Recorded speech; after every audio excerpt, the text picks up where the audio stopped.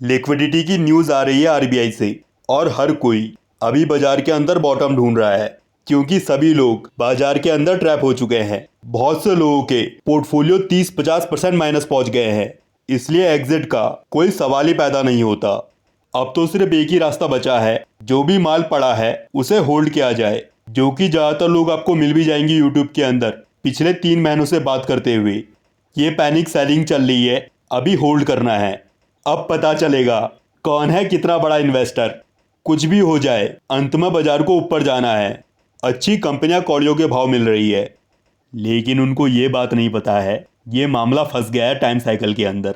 और जो ये लॉन्ग टर्म का भूत है जो अभी कुछ लोगों के अंदर बचा है, वो निकलेगा इस साल अच्छे से। फिर बात करना कौन है कितना बड़ा इन्वेस्टर। मैं तो नहीं हूं इतना बड़ा इन्वेस्टर। 3 महीने पहले हमने डिस्कस किया था, बाजारों का टॉप लग गया है और जितने बार भी हमने रिव्यू किया हमको आंसर सेम मिला। और आज की वीडियो में हम थोड़ी सी बड़ी पिक्चर को समझेंगे और ये वीडियो मैं पब्लिकली शेयर नहीं कर सकता था, इसलिए आप लोगों के लिए ये स्पेशली रिकॉर्ड कर रहा हूँ। और इस वीडियो को एजुकेशनल पर्पस के लिए लेना। मैं यहाँ पर किसी भी तरह की बाइंग सेलिंग की रिकमेंडेशन नहीं दे रहा हूँ। ये सीखने का प्लेटफॉर्म है, तो इसको सिर्फ लर्निंग पर्पस के लिए लेना। और अभी बाजार के पूरे खेल को समझने के लिए हम बात करते हैं शुरुआत से। आप में से बहुत से लोगों ने शायद नोटिस किया होगा या फिर नहीं किया होगा, लेकिन एक बार प्रीवियस जाकर चेक करना। जब बाजार 2020 में बॉटम लगाकर ऊपर आया था, तो स्टार्टिंग में जो मेजर खेल प्ले हुआ था वो इंडेक्स के अंदर ही हुआ था। निफ्टी ने क्या किया था, एक बार प्रीवियस जाकर देखना और साथ में स्टॉक्स के चार्ट देखना। हर बार आप यही देखोगे, इंडेक्स उठकर सीधा अपनी रेजिस्टेंस जोन में पहुंच गया होगा, जिसमें से मेजोरिटी स्टॉक्स ने इस ऊपर की चाल में परफॉर्म नहीं किया था। सिर्फ कुछ गिने चुने स्टॉक्स थे, रिलायंस जैसे, जो बाजार को ऊपर लेकर आए थे उसकी रेजिस्टेंस जोन में, और उसके बाद बाजार ने अपनी रेजिस्टेंस जोन में वहां पर ड्रामा किया था और फिर इस ड्रामा के अंदर फिर स्टॉक्स चले थे। ऐसा क्यों? क्योंकि ज़्यादातर लोग इंडेक्स को देखकर ये डिसाइड करते हैं अभी हमको बाई करना है या फिर सेल करना है। जब बाजार ऊपर जा रहा था तो वो ये नहीं चाहता था आप माल खरीदो, इसलिए वो इंडेक्स के अंदर पहले आपको ऐसे एरिया दिखा रहा था जहाँ से नीचे हमको खाई दिखाई दे रही थी और लोग इन एरियाज में डर कर अपना माल बेच रहे थे या फिर उनसे छीना जा रहा था। और अभी यही सेम खेल वापस से रिपीट हो रहा है, लेकिन रिवर्स। अभी अगर हम निफ्टी का चार्ट देखेंगे तो जो हमने लो लगाया था 21 नवंबर को, वहां से बाजार कितना नीचे है। अगर आप बड़ी गिरावट देखोगे तो इंडेक्स के अंदर जो पहले फेस में बड़ी गिरावट हुई थी वो 21 नवंबर तक ही हुई थी और इस कैंडल का लो है 23,263 और आज की क्लोजिंग है 22,929। अगर पिछले 3 मंथ में हम देखेंगे तो अभी इंडेक्स 350 पॉइंट भी नीचे नहीं है, लेकिन स्टॉक्स के अंदर इस बीच क्या खेल हुआ है वो आप सबको मालूम है। लेकिन क्या जो हम पिक्चर देख रहे हैं निफ्टी की वो सच है? चलो असली पिक्चर आपको दिखाता हूँ। अभी जो हमारे सामने चार्ट खुला हुआ है वो निफ्टी का ही चार्ट है, लेकिन डॉलर टर्म्स के अंदर। और इसके अकॉर्डिंग अगर आप देखोगे तो अभी निफ्टी पहुंच गई है अपने 4 जून के लो के पास में। ये है रियल पिक्चर निफ्टी की। हमें रुपीस टर्म्स के अंदर उतना इम्पैक्ट नहीं दिख रहा है क्योंकि रुपया वीक हो रहा है, वरना जो 4 जून का लो है 21,000 के आसपास, वहां हम पहुंच गए हैं। अगर रुपया वीक नहीं होता इतना तो ये लेवल आपको दिख जाता। और ये मामला जहां तक दिख रहा है जल्दी से शांत होने वाला नहीं है। आने वाले टाइम पर बाजार में हमको ऐसी ऊपर की चाल जरूर दिख सकती है जो एक बार के लिए सोच बदल दे। कहीं ऊपर का खेल शुरू तो नहीं हो गया, क्योंकि अब लेवल्स आ रहे हैं और हो सकता है वो चाल टाइम के अंदर भी बड़ी हो। लेकिन एक बहुत सिंपल सा क्वेश्चन है मेरे पास, जिसका आंसर आप देना। क्या 4-5 साल की ट्रेंड की बॉटम 3 महीने के अंदर में लग सकती है?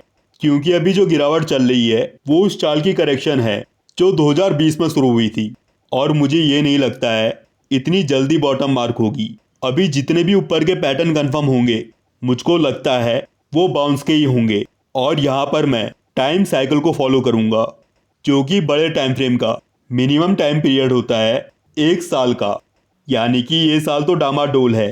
अब पहले थोड़ा सा ये देख लेते हैं ऊपर की चाल कहाँ से बन सकती है, और ये हम डॉलर टर्म्स के अंदर ही देखते हैं क्योंकि इसका चार्ट ज़्यादा क्लियर है। तो अगर हम एक्सटेंशन के अकॉर्डिंग देखें तो अभी तो ये सपोर्ट के पास में है। अगर प्राइस यहाँ से नीचे आया तो हम 100% के पास में ध्यान रखेंगे। और इसी के पास में इसके प्रीवियस सपोर्ट भी है। जहाँ तक है इसी के आसपास इसका काम हो जाना चाहिए, वरना मैक्स टू मैक्स 138% के आसपास, थोड़ा बहुत ऊपर नीचे। एक बार हम इसमें रिट्रेसमेंट लगाकर भी देखते हैं। अभी जो हमको प्रीवियस लो दिखाई दे रहा है, जहाँ से एक चाल की शुरुआत हुई है, वो यही एरिया है। तो जो हम रिट्रेसमेंट लगाएंगे वो हम यहाँ से लगाएंगे। और आप जब भी रिट्रेसमेंट ड्रॉ करते हो तो वो आपको करनी है जहाँ से आपको प्राइस के अंदर एक अच्छी खासी करेक्शन दिखाई दे रही हो, या फिर प्रीवियस जहाँ से एक चाल की शुरुआत हुई हो। अगर हम इस एरिया में देखते हैं तो प्रीवियस इसी एरिया में एक बड़ी करेक्शन हुई है और यहीं से एक चाल की शुरुआत भी हुई है, इसलिए हमने रिट्रेसमेंट यहाँ से लगाई है। और अगर हम करंट एरिया में देखते हैं तो यहाँ पर 100% के पास में रिट्रेसमेंट का 50% का लेवल भी आ रहा है और यहीं पर प्रीवियस सपोर्ट भी है। इसलिए अगर प्राइस नीचे आया तो सबसे ज़्यादा हम इसी लेवल के पास में ध्यान रखेंगे। एक बार 61% भी देख लेते हैं। तो जो 61% है वो 138% के लेवल के पास में है। तो अगर ये लेवल नहीं संभला तो यही मैक्सिमम जोन होगी। और अगर मैं वेव्स के अकॉर्डिंग देखता हूँ तो यहाँ पर हमें बहुत क्लियर एक एबीसी की करेक्शन दिख रही है, जो कि निफ्टी के चार्ट में नहीं दिख रही है। लेकिन यहाँ पर जो इसकी पिक्चर है वो ज़्यादा क्लियर है। और अगर जो ये सी वेव बन रही है इसके अंदर भी देखता हूँ तो यहाँ पर भी मुझको 5 वेव बनती दिखाई दे रही है। मतलब यहाँ पर ये हो सकता है इसके बाद प्राइस पूरी गिरावट के करेक्टिव राइज में एंटर हो जाए, और वो हमें देखना पड़ेगा टाइम के साथ।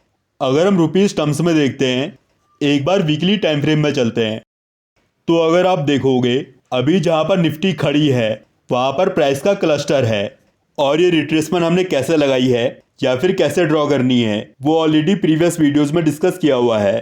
तो अगर प्राइस इस क्लस्टर के नीचे आया तो फिर जो प्राइस का नेक्स्ट क्लस्टर है वो है 38% के पास में, और इससे पहले यहाँ पर ट्रेंड लाइन का सपोर्ट आ रहा है।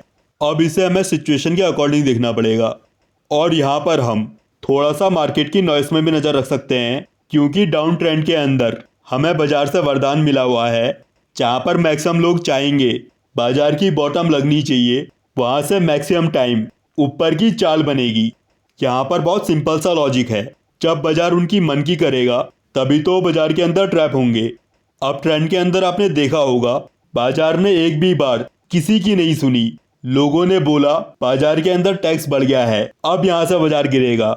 उससे पहले जाओगे तो 4 जून को बोला था बीजेपी की फुल मेजोरिटी नहीं है, इसलिए अब बाजार के अंदर परफॉर्मेंस नहीं आएगी।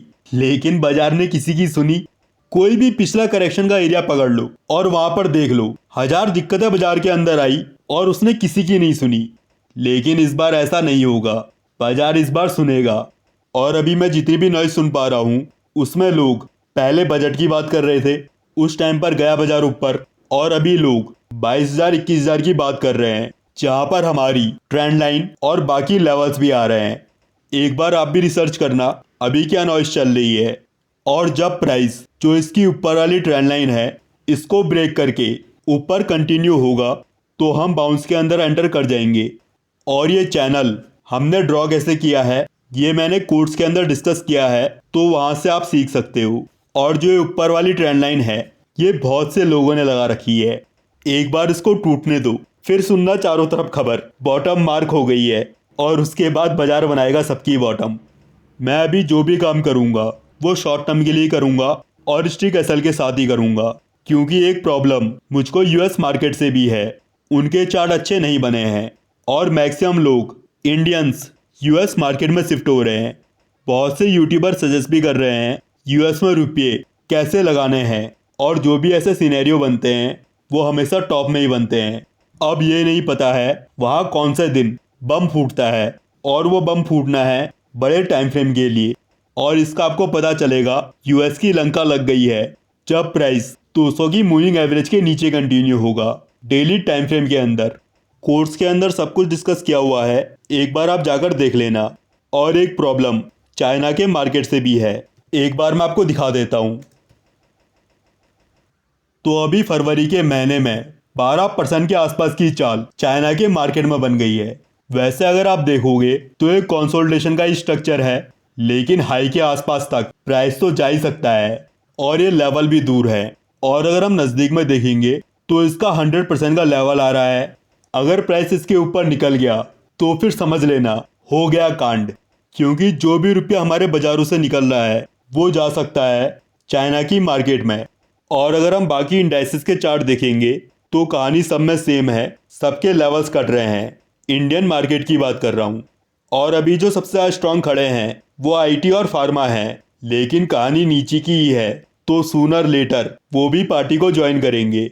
अभी नीचे नहीं आ रहे हैं तो ये ज़रूर हो सकता है वो नेक्स्ट शिफ्ट के अंदर नीचे आए, जब बाजार एक बाउंस लेने के बाद वापस से नीचे कंटिन्यू होगा। अगर शॉर्ट में बताऊं तो ये बाय ऑन डिप नहीं, सेल ऑन राइज मार्केट है। लेकिन शॉर्ट करके रुपया कमाना आसान नहीं है, इसलिए अगर एक्सपर्ट नहीं हो तो रुपये कमाने में नहीं, रुपये बचाने में ध्यान दो। और ये टाइम है रिसर्च का, आप कोर्स देखोगे तो आपको बहुत कुछ आइडिया लग जाएगा। और नेक्स्ट वीडियो होगी टाइम साइकिल के ऊपर।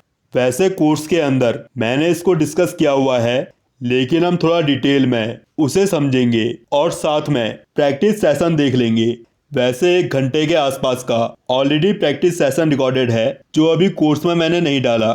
थोड़ी सी उसमें एडिटिंग बची है और एंडिंग का पार्ट मुझको भी रिकॉर्ड करना है, रिस्क एंड रिवॉर्ड रेशियो का। और जहाँ तक है इस वीक कंप्लीट वीडियो आ जाएगी और उसके बाद मैं टाइम साइकिल की रिकॉर्डिंग स्टार्ट करूँगा।